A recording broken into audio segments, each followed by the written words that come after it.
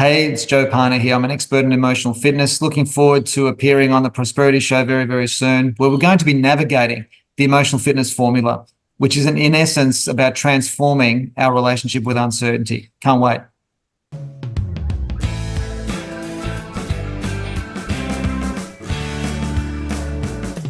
Ladies and gentlemen, welcome to yet another exciting episode of the Online Prosperity Show. And today we have a guest who's not just a master of the mind, but also a marathoner in life who's navigating the ups and downs with the finesse of an elite athlete. Now, Joe, how are you doing today? I'm doing very well, thanks, Prosper. How are you? I am doing fantastic. I'm really excited because you remember I was telling you earlier on the first time I saw you, you were in Melbourne at the Institute, Coaches Institute, and I still kept the ticket. It's one of the things that is very surprising up until today. So thank you so much for all the work that you've been doing and all the influence that you've imparted to the rest of the world then. Thank you. Absolutely. For those that are watching, you might be wondering, why am I fanboying on Joe? Well, let me just take you out of the rock you might be hiding under. Because since 2006, Joe has been on a mission to transform our relationship with uncertainty. And this has been a topic that is as unpredictable as the weather in Melbourne. So he's also swapped, the security of a paycheck, which a lot of us have or are in the middle of trying to do, for the actual unpredictability of entrepreneurship. And after a decade, in the workforce, he's been showcasing his work and working with a lot of people through his best-selling book, The Courage to Be You, which is actually a guide to mastering uncertainty. And in this episode, we're going to be diving deep into the core of emotional fitness and also understanding the invisible lessons that have actually shaped Joe's journey and finding out why you might actually want to consider Joe Pane as your guide through the uncertain territories of what life has in store for us. So buckle up and, grab a pen and a paper or your favorite drink and be in for an absolute treat, because I think this is going to be a conversation that is filled with inspiration, insights, and perhaps a few marathon-worthy metaphors and tips out there. Now, Joe, I could go on, and you should actually see me shaking in my boots because, you've inspired me a lot, and I've watched you grow. Tell us a little bit about your journey, especially coming from, psychology and sociology and now becoming an expert in emotional fitness. Yeah, well, that's where it all began back in the uni days, in the mid-90s. Psychology and sociology. I finally got to complete my degree back then and found myself in the workforce. Very fortunately, I started off as it was about 6 months contract I had after finishing my degree. I was working as a researcher in work-related fatalities for a federal government department, which was very confronting because you're facing death every day in terms of not physically, but certainly psychologically, because every day I was reading reports about, I had to study and read reports of how people were dying because I had to collate data for this particular project on work-related fatalities and what kind of deaths were happening and in what industries. It was very confronting. So that was, to be frank, a very awful job. Then I had the good luck of just making it into another position at Ford Motor Company as a rehab counsellor. So, and then I was there for a couple of years. That was a very political job and didn't really lead anywhere in terms of my own development. It was I just learned the realities of the commercial world, specifically in the manufacturing industry. That was just back in the 90s was just very difficult to do anything with any real meaning because it was so driven by unions, toxic environments, secondary agendas, a whole bunch of different things. And so I kind of experienced my first experience of being lost. I was doing my psychology degree. I felt pretty good with that. got my first job, as I just said, in that research space, and that kind of felt good. But when I'd spent 2.5 years in this rehab job, and I thought to myself, wow, I've spent 4 years at uni to just get to this kind of work, and I don't like it. I felt lost, I felt despondent, and I felt disconnected, because I thought, all this time invested, and I'm kind of like in the wrong area. But long and the short of it from there was, I just wanted to desperately get out. And I was speaking to a colleague of mine at Ford Motor Company where I was working, who had just sold his house, and he was really excited at the work that this particular estate agent had done for him and his wife, or him and his partner at the time. And the long and the short of that was, I got curious enough to find out about who this agent was, who his coach was, where he did all his training. And within a few short months, I leapt over into it was about probably a 6-month sort of transition into real estate. And I worked in real estate sales for about 7 years. And that actually taught me more about human behavior than anything I'd ever done previously to that. And that was my journey, the beginning of my journey into personal development, because the mentor that we had in that space was very strong on personal development, mindset strategies. Got introduced to the work of, a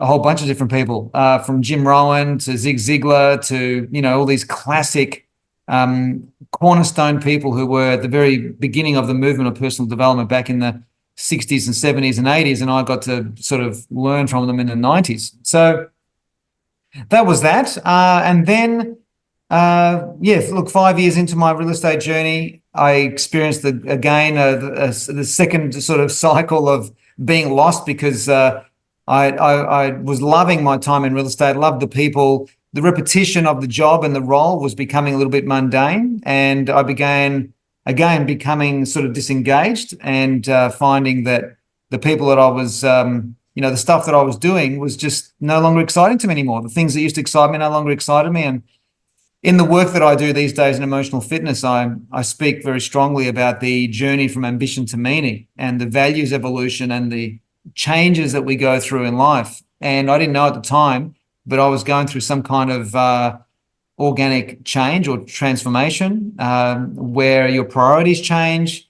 I'm sure your listeners can relate to this, is that we get to a point where the things that used to excite us just no longer have any meaning for us anymore. And if we're not aware of what's going on, we can easily get lost in that. And so I took a year off, ended up being 15 months, and I worked as a volunteer, I guess you could say, for a organization that taught people or qualified people in becoming teacher trainers of meditation. And this was a whole, very unfamiliar world to me. And I spent the next 15 months pretty much doing all kinds of different things I'd never done before: residential retreats, silent retreats, vision quests, just a whole host of things that were just really expanded my comfort zone hugely.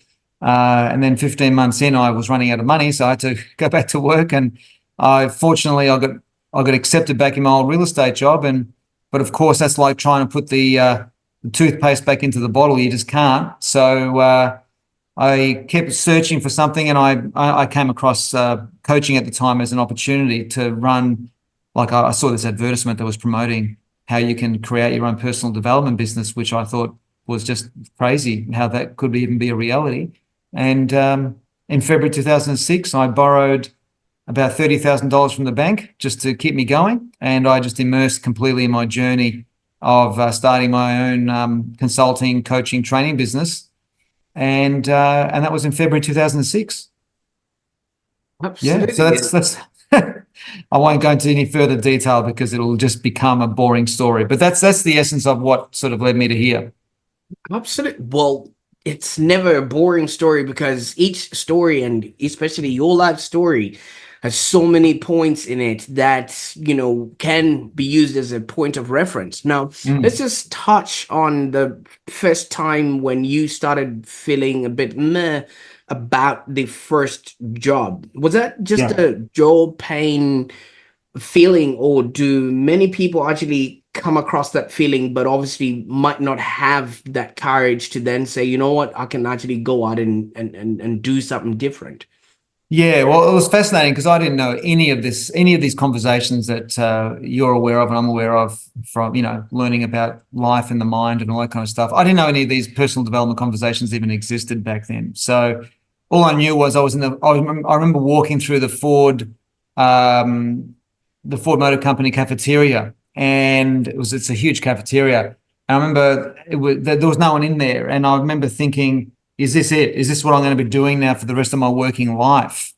And the hamster wheel of 9 till 5 just, look, it doesn't suit most people. It certainly didn't suit me. And I just thought there has to be something else. I actually already sort of felt that if I kept going down that path, I was fast heading toward, how could you not be depressed when you go to a work environment where whether you are showing up or whether you're not, no one would even notice. I mean, to feel insignificant is one of the roads that leads to, long-term depression. And that's an awful place to be. So I don't know what it was. It was just, I literally, when I was in that space in my mind, that particular week or that particular day, I was sitting next to, his name was Ken. I was sitting next to Ken. Ken had the same job as me, except he was working in a different part of the plant with different people. And he was vastly experienced. And when he told me about his experience of selling the house and what they went through in a very positive way, I just thought, well, maybe this is something I can do with people that's more positive. And so when I look back, it probably took courage to make that decision. But I often think that when you're in a position where you're kind of like, well, if you don't move, you're going to die, so you may as well move. I don't think that actually takes courage. To me, I think it's just a decision to act. And I did. And as I say, and often in a lot of my work, I actually say that living a life that brings you joy and peace and fulfillment and meaning is literally a life where you've had to embrace a handful of courageous decisions. There are a handful of courageous decisions that we can make or not make in life that can make all the difference. And back then I was only in my 20s, so I had no idea really where that would lead. I didn't even know about personal development. So it was through the real estate job that personal development sort of reconnected me with the world of psychology, which then eventually connected me to coaching and consulting and training and running group workshops. And that was that. But the other spark, I guess, was two defining moments that were quite subtle. Well, one was not so subtle. One was when I was asked at Ford to deliver like a little training, 20, 30-minute training on the latest developments in occupational health and safety legislation. I mean, it's as dry and as boring a topic as you'll find anywhere. But I remember doing that presentation. That I would have been probably just 20 minutes to a group of area managers. And it was the only time in that job that I felt like I was actually contributing something of value. And I remember the feeling that came with that was immense. It was just so phenomenal. And that was one defining moment that stuck with me. And I thought maybe there's something in that. I had no idea what that meant at the time. And then in September of 1996, which was during the time I was working at Ford, the other defining moment was my wedding day. Because in my wedding day, we had so I'm third generation Italian. And by the way, my surname's pronounced Pane. It's bred for Italian, just so you know. And so we had this big wedding. My wife's Italian as well. And so we had many people there, and it was a Saturday night function, and it came to the speeches. The speeches were going to be very, very brief, just simply acknowledging and thanking, parents and people, and that was pretty much going to be it. And we had a very large bridal party. I had my best man, my best mate in the bridal party, along with two of my other close friends and my sister. So it was it was about 5 or 6 couples in the bridal party, which is unusually big. And anyway, I just wanted to say thank you to everyone, and that was going to be it.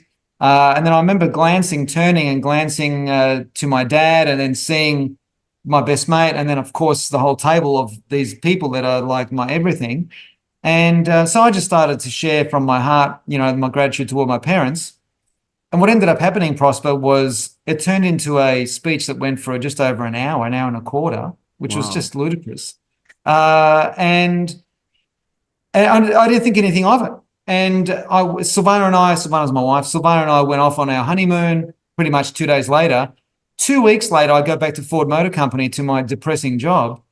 And a couple of the doctors that I worked with, because I worked as a rehab counselor, so I was working closely with medical people, and a couple of doctors who it was one particular fellow who I respected immensely, came up to me and he thanked me because I invited them all to the wedding. He thanked me for inviting them to the wedding. And I remember him saying something along the lines of, gee, we didn't know that you could do that. And I said, do what? Like, it was purely innocent, ignorant comment. Like, what are you talking about? We were talking about your speech for days, Joe. It was amazing. And I thought, wow, I was blown away by that. I remember sitting there with that going, it just reminded me of that 20-minute little session on OH&S and then this talk. And it's like, gee, maybe there's something in this.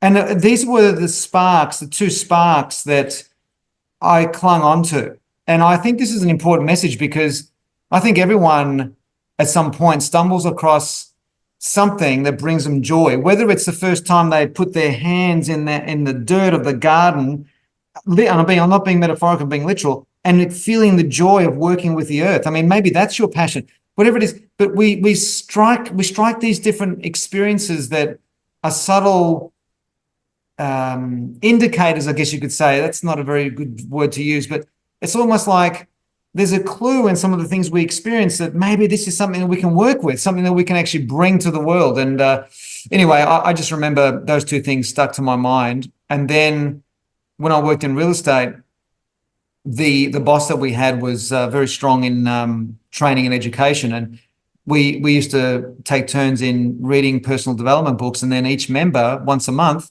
would do a summary of that personal development book and present the summary to the team. And I remember when I did my turn, I got really, really positive feedback, and that was another sort of spark. I was like, oh my God, maybe there's something in this. And then when I came across that advertisement about how to have your own personal development business, and you can do this course and get this mentoring and all this help, and it just was something that sung to my soul. So the point being is that everyone has something, as you would have heard me teach at that weekend that you came to.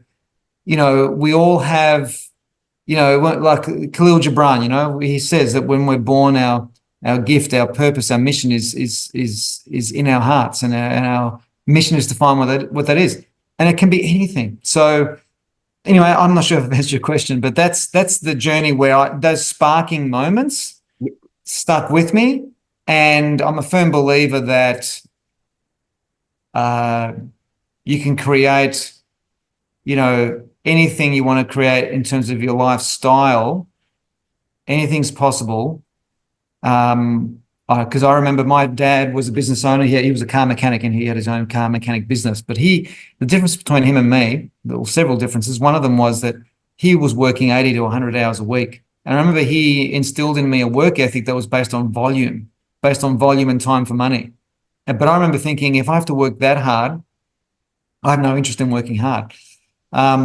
But I soon found out that it's possible to earn money that finances your chosen lifestyle and not have to do 80, 90, 100 hours a week. So, and coaching and consulting and training was a vehicle to that. So, yeah, so I'm not sure where this is going, but that's the essence of it, which has Absolutely. culminated to all the work I do these days on focusing on emotional fitness. Absolutely. And thank you so much for taking us on that journey, because what you're just pointing out there is, when you're going through life, just pay attention to what's happening, good or bad, because it is in those moments that you then actually find the things that really bring you or spark you up. Because so many of us are just going through life in this humdrum of, you go to work, you come back home, you go to work, you come back home, and maybe just leave for the weekend without actually noticing that, wait a minute, am I doing the things that are fulfilling me? Am I actually going from what ambition is to actually driving meaning from the work that I am producing out there? And speaking of, work, ambition to meaning, this is something that you have now pieced together and Mm. have started working and helping other people to do. Can you maybe elaborate on this? Because, like you said, so many of us can't really, tell the difference of whether there's fulfillment in what they're doing or there's actual meaning in the work that they're Yeah. doing. Because if you look at the last couple of years, everyone that's going to a job right now, a lot of us were told that the work that we're doing is non-essential. So what that technically means is nobody needed that particular paper pushing activity that you're doing, because nobody called you up in the last 2 years. So, Yeah. Yeah, good point. Yeah, so well, I found that something, and I don't use the word conclusion. I hardly ever use the word conclusion because I think conclusion is the most dangerous word on the planet, because when you conclude on something, you cut off all new possibilities. So conclusion is not the word, but what I want to share with you, Prosper, is that I've found so far that one of the most significant, most important psychological relationships we could possibly have is our relationship with uncertainty, because uncertainty is a precursory seed to growth, and growth is a perpetual need of the human spirit. If we're not growing, we're dying. If you think about it, the core one core ingredient that you can't live without when it comes to happiness of any kind is progress. Progress gives us momentum. Progress gives us meaning. Progress gives us movement. Progress gives us purpose. Progress brings a joy, a happiness of some kind. And our progress or our ability to grow is massively determined by how we relate to uncertainty, what we make uncertainty mean, and how we navigate uncertainty when uncertainty gets dialed up in our lives. And so I created this thing called the emotional fitness formula, which is all designed around going deep into transforming our relationship with uncertainty. So the purpose of emotional fitness is not to make uncertainty easier. It's about making us more effective at navigating uncertainty with clarity and direction. And what I found was there are five key focus areas psychologically. So in other words, I'll say to you like this: emotional fitness is about psychologically organizing yourself so you know how to respond when things get hard. I'll say that again. Emotional fitness is about teaching us how to psychologically organize ourselves so we can handle whatever uncertainties or pressures or stresses that life brings in a very effective, resourceful way. Or another way of putting it is that the emotional fitness formula is a collection of thought systems designed to help us navigate through anything that is unknown or scary or whatever it might be. So what I've done is I've distilled this down to, without minimizing it, distilled it down to 5 key areas. So the first psychological area that is really important is our identity. And so in the work that I do, what I speak of is that, as some of your listeners may know, is that identity is the single most powerful force in the human condition. And the reason why that is true is because whatever we allow ourselves to be defined by, we become incredibly hypersensitized to, we become incredibly attached to. So in other words, if I'm defining myself by the role I play as trainer or leader or father, if I am defining myself by a certain role, if the results in that role begin to wane, begin to go down, begin to be grossly inconsistent or not going well. In other words, if I'm defined by the results I'm getting in my business and I'm having a bad month or a bad quarter, for example, I'm going to become hypersensitized to those results, which is a fancy way of saying I'm going to be profoundly affected by when things don't go well, because I'm going to be taking it profoundly personally, because that's my identity. So if I'm defining myself by a role, I am vulnerable to, when that role goes away, not if, but when that role goes away or disappears or changes or evolves, or there's no need for it anymore in my life, I'm going to experience some kind of crisis point.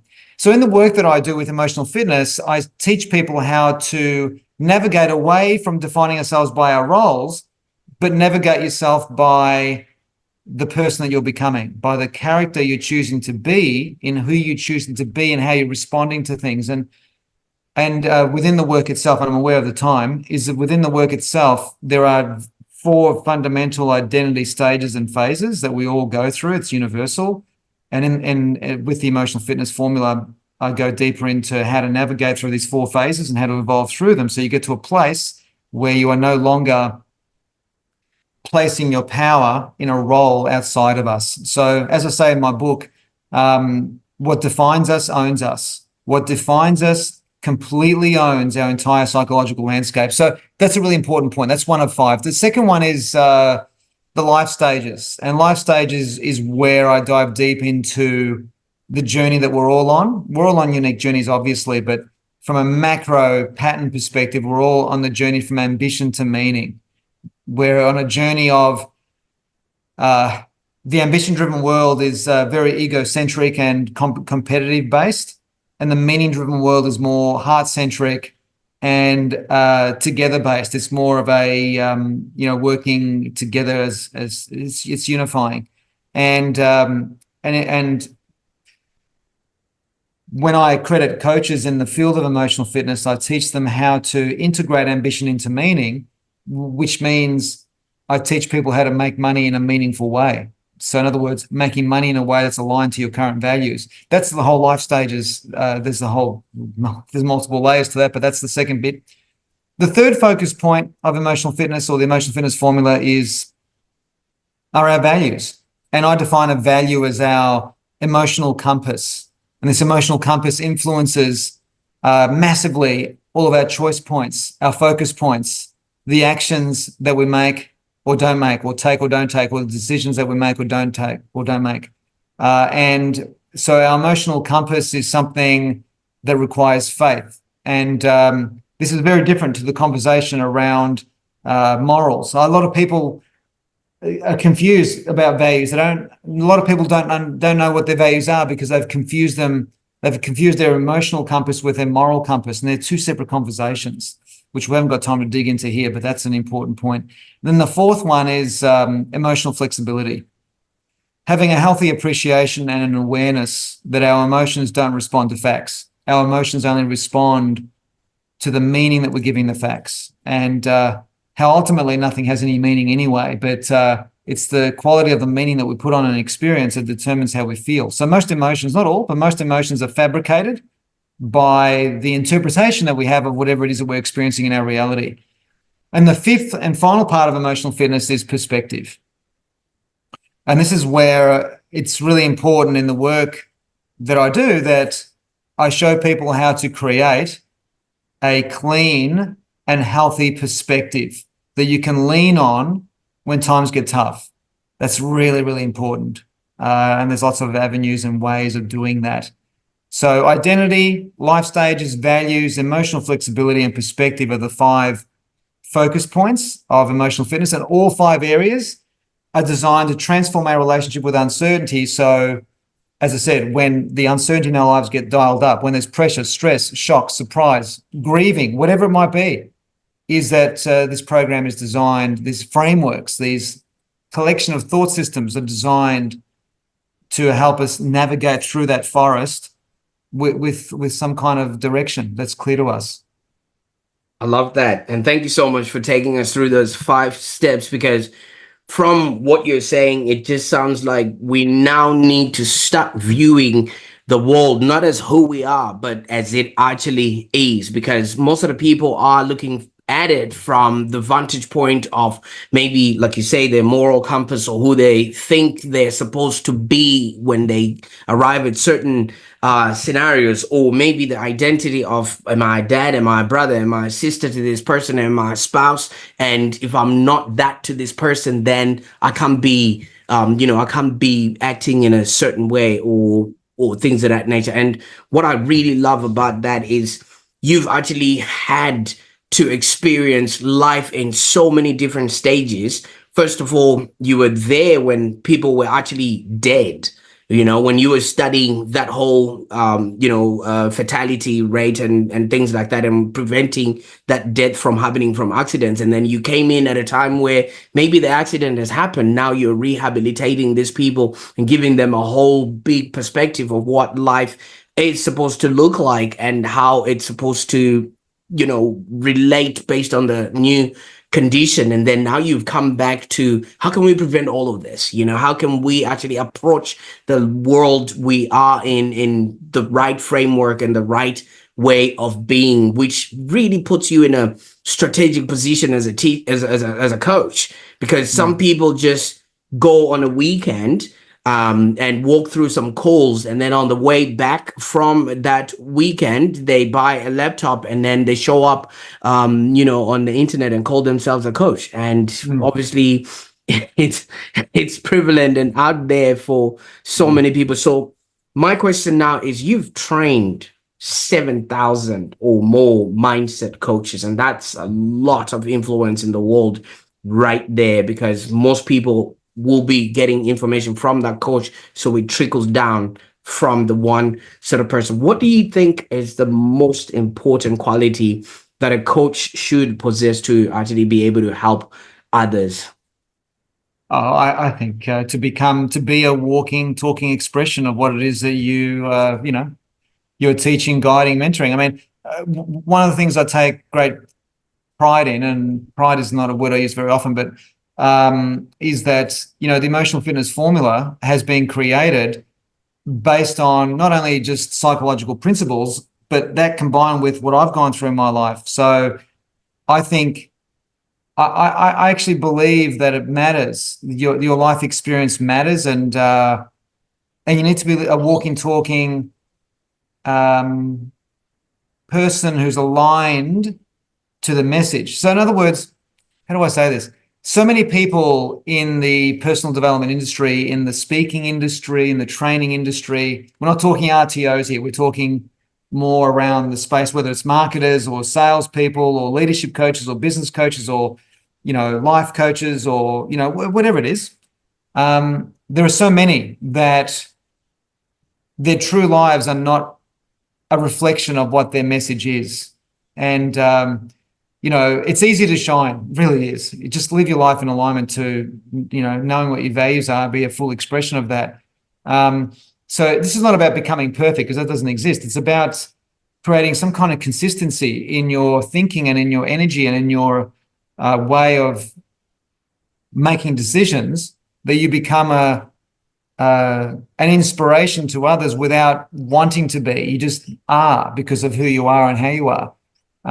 So I think, for a lot of coaches, I think they come to coaching because coaching is their way of resolving their own challenges and issues, which I think is a very healthy way of doing it. I think it's very healthy. Is it possible that you can help others whilst you're helping yourself? Absolutely, it is. As long as you are aligned. So to give you an example what I'm talking about, I mean, if a coach is teaching others or guiding or mentoring or coaching others on how to create, a healthy relationship with your romantic partner, and yet this person is now on their 12th marriage or whatever, and, can't hold a relationship together to save their lives, that's the kind of misalignment I'm talking about. Now, I'm giving you a very simple example there that's quite obvious. But I've been around for a while, 18, 19 years, and I've seen a lot of coaches whose real lives are a schmozzle in comparison to what, they're teaching and presenting. So I think when you meet someone whose life is aligned to their message, where their life is an expression of their message, that's a person that you might want to work with. I always ask, I said this at your seminar all those years ago, Prosper. Whenever you're getting advice from someone, who are you and what have you done? In other words, take advice from people only who have got the results in that area that you are wanting results in, not someone who is, as I said, getting relationship advice from someone who's been married 12 times. I know I'm exaggerating, but you get my point. Well, it happens, with a lot of people. And speaking of that, obviously, it's really wise to model behaviors and things of that nature, and just sticking to the married sort of life. You've been married since 1996, and you the father of twin boys, and the one thing we share in common is I've I've also married an Italian, woman. So when you corrected me that your last name is Pane, her last name is Kyoto. I used to call her Kyoto all the time. So you can imagine. But how has your family life sort of influenced the work that you're doing and the approach to emotional fitness? Oh, hugely. I mean, at different levels. I mean, I'm very close with my family, and they're literally my rock. And I reckon the core reason why I've done reasonably well in my journey. I think it's also very important from an emotional fitness perspective, because when you are experiencing difficulties or stresses or challenges that you're finding difficult, managing that on your own, is that you need two things. You need probably more than two things, but there's two key things. One is that you need to have that clean and healthy perspective on things, and so you can lean on that. But you've also got to have someone in your life, whether it's a husband, a wife, a girlfriend, a boyfriend, a best mate, a girl, whatever, whoever it is, you need someone in your life that you can lean on as well. And what I mean by lean on is somebody who you can speak to in a completely unedited, unfiltered manner, and you won't be judged. And they're there to support you, so you can get out whatever is going on in the confusion of whatever you're experiencing. So this person who loves you unconditionally can help you navigate through that. And so families played a huge role. I mean, you can imagine, if not, I don't know if you can, but if you can imagine, when you've been doing this kind of work for 18, 19 years, it doesn't happen so much these days, but in the first 5, 6, 7, 8 years, there was so many times I just wanted to quit because it got too hard. So, and that's when, having my wife and our sons were born. We were already 12 years married when our boys were born. So, but in those first 10 years, it was huge having Silvana as a person I could go to and lean on, and, share my illogical frustrations to, and all this sort of stuff. So that is really important. But it's not just that. I mean, if I don't know, I've just lived my life where, the inner circle of people that I have is reasonably small, and it's, there's two key people in my life, I guess you could say. Well, there's more than two key people, but my wife is a key person and my best friend is a key person, and these are two people who I can speak to completely unfiltered and unedited. They have access to every nook and cranny of my life, and I've got the same with them. And it's a blessing. It's a real blessing.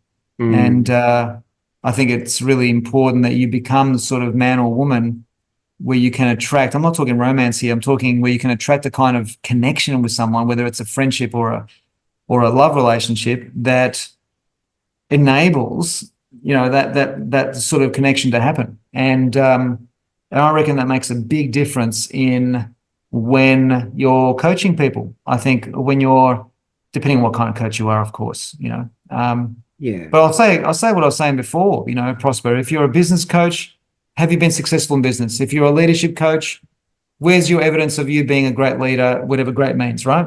If you're a personal development coach, well, how's your life going? All that kind of stuff. So I think it's really, really important that you get advice only from people, as I said earlier, who have already achieved or are achieving the results that you're wanting.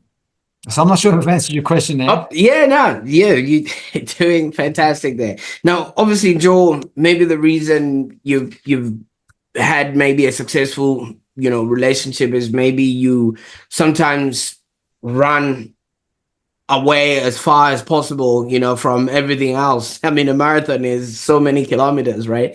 And then maybe when you're out there, you start getting thirsty, tired, and hungry, and you're like, oh, maybe let me just go back now. I mean, you've run 7 marathons now, and that's a feat that actually requires immense physical and mental endurance. I was watching Goggins. I don't know if you've heard of David Goggins. Yes. The way he runs and the way he actually just competes and things of that nature. Whenever I hear marathon, it's just synonymous to that sort of extreme, workout.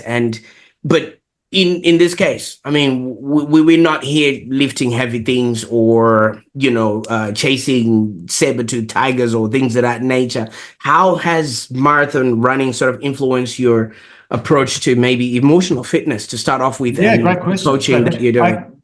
That's a great question. I actually just 2 weeks ago ran my 8th marathon here in the Sunshine Coast, so that was immense. The the challenge with a marathon, 42.2 kilometers, is that, like life, it'll throw things to you that you don't expect or you didn't know. So, in the last 10 kilometers of a marathon, anything can happen. You can get a pain in a certain part of your body, or in my case, on the weekend, 2 weeks ago, my feet were burning from underneath. It was a really strange feeling, and it was awful. Dealing with that, dealing with an element of the course that I didn't know was part of the course. There was a couple of hills in the course that weren't apparent that were in the course.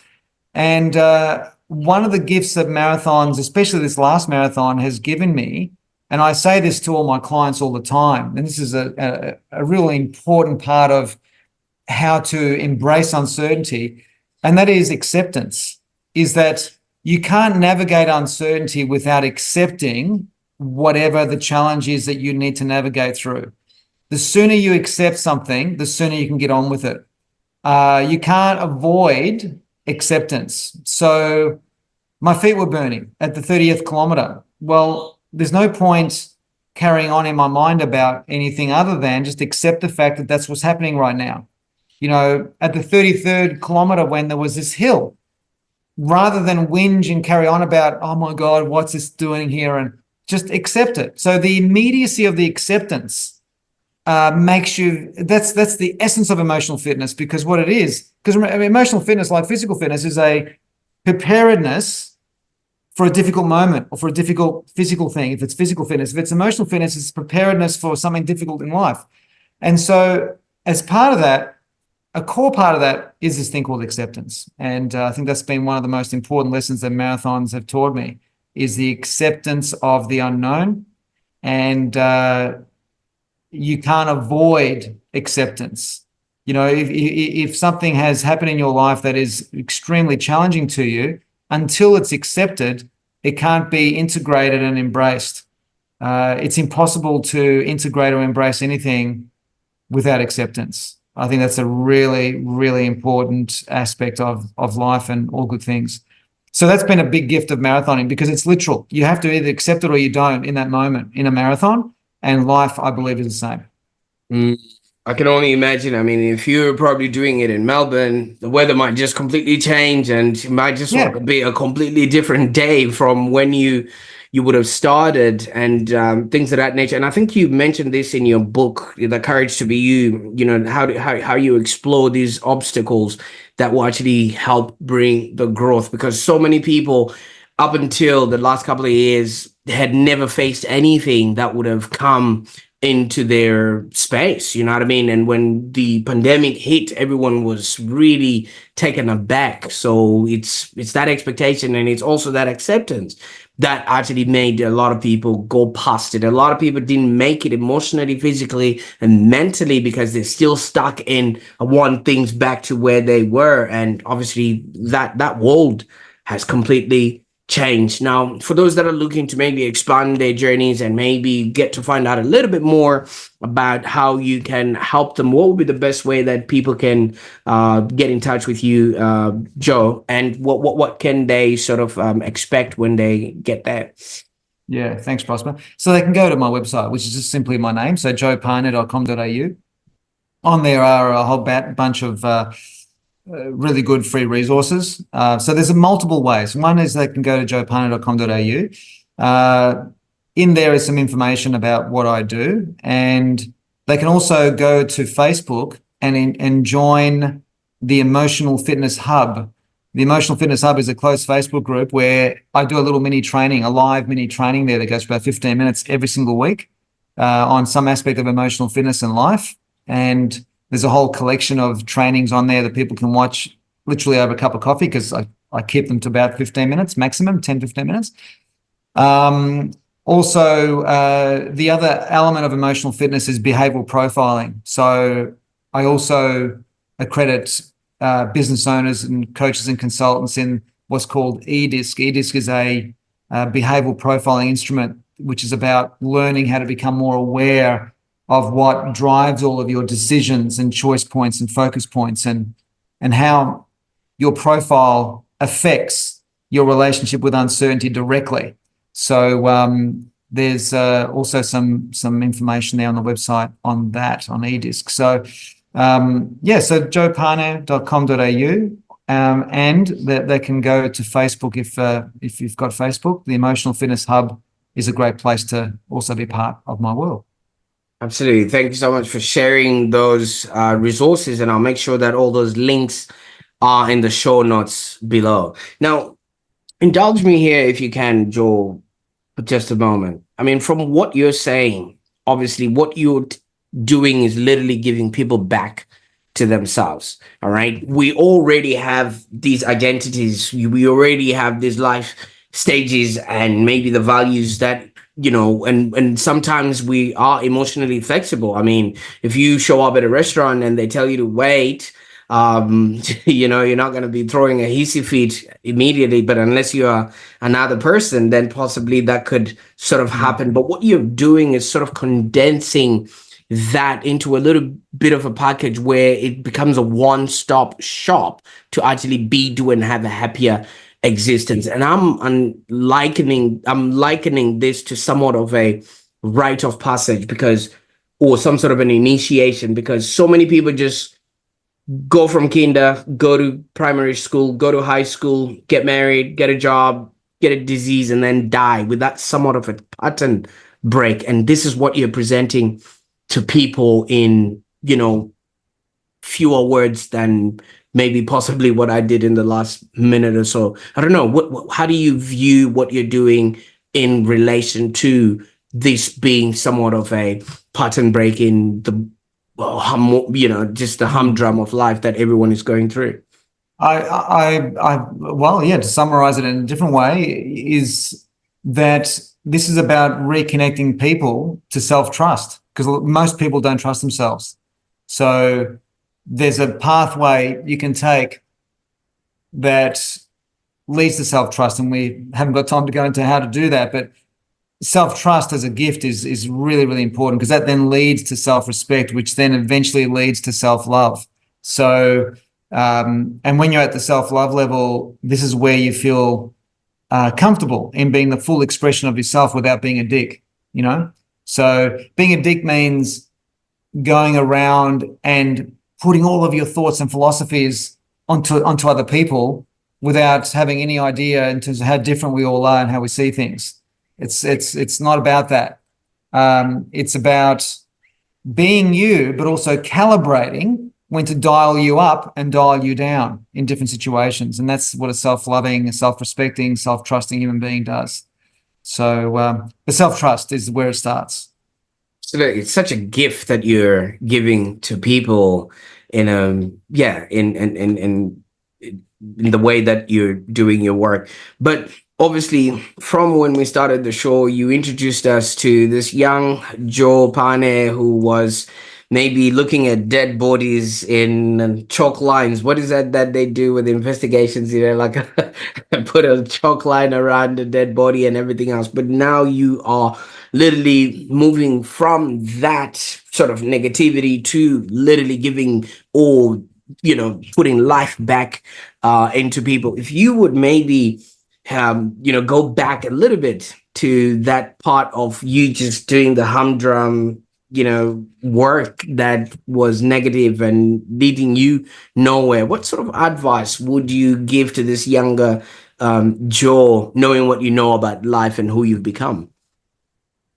It's listening to that spark that I shared earlier, acting on that spark, whatever that is, the clues that come with things that bring us energy and joy. So, those defining moments that I shared with you, listen to those. And that's what I did. So without even knowing where I was going. And that's another important point, is the ego is so desperate to know where it's going. And the truth is, none of us know where we're going. We have no idea. We don't know what the next moment's going to present. So, it's just it's living your life in the joy of the moment, and finding experiences to have in life that bring you joyful meaning. That's it. That's what life is. Because if you don't have joyful meaning and you've got $10 billion, so what? Like, if you can't find a way to live your life that brings you that joyful meaning, then you're going to be pretty miserable, regardless of, how much money or little money or whatever one has. So that's really important. So it's looking out for experiences of joy that you can bring into your life even more, and that's a great life. I love that. Absolutely. And that will be the bones of a well-lived life. Now, Joe, I can't thank you enough for the time that we've spent on the call today. I mean, your life story and your experience have so much value that each segment or each part of it can literally be a book in and of itself. And I'm glad that we managed to capture the essence of it all in this short episode. But for those that have been introduced to you now and are excited about what's coming up in the future, what can people expect? I know you embrace uncertainty and you just want to, feel your way through, but what can people expect? What are you working on that we can be excited about? Well, yeah, I mean, we launched the emotional fitness program for both people who want to do personal development and people who want to use this as a plug-in instrument to become accredited in 3 times a year. So, as of the recording of this, we've got something coming up toward the end of the year where you just get to learn how to not only utilize these frameworks in your own life and in your own personal relationships, but also how to utilize these with your team or with your family or with clients. And I think, as I said at the very beginning of this interview, there's nothing more important than transforming, I think, people's relationship with uncertainty, because that ripple effects across all other progress and growth that person will or will not have, in their lives. So that's really, really important. Absolutely. Well, Joe, thank you so much for sharing your incredible journey and insights with us today. And as you say, just really being friends with uncertainty is one of those things that will actually lead you to have a well-lived experience. And it is quite clear that emotional fitness is not just a concept about but it is actually a way of life. If you can figure out your identity, all the life stages involved in that, and all the other rest of the stages, emotional flexibility and perspective, you would literally be seeing the world in a whole lot of different ways. And I think you've given us so much to think about, and I can't wait to really digest all of this and make sense of it. So thank you so much. Thanks, Prosper. Thanks for having me. Great stuff. And for those that are watching, if you actually found value in today's episode, don't forget to hit that subscribe button so you can never miss out on more inspirational content like this. And remember, when you are actually navigating through the uncertainty of life, or maybe just running a marathon or being around your family, the key is to just keep moving forward with courage. And thanks to Joe for all that information. Just be sure to check out the links in the show notes, just so you can follow his journey and also get to learn a little bit more from him. Until next time, thank you so much for tuning into the Online Prosperity Show. Bye for now.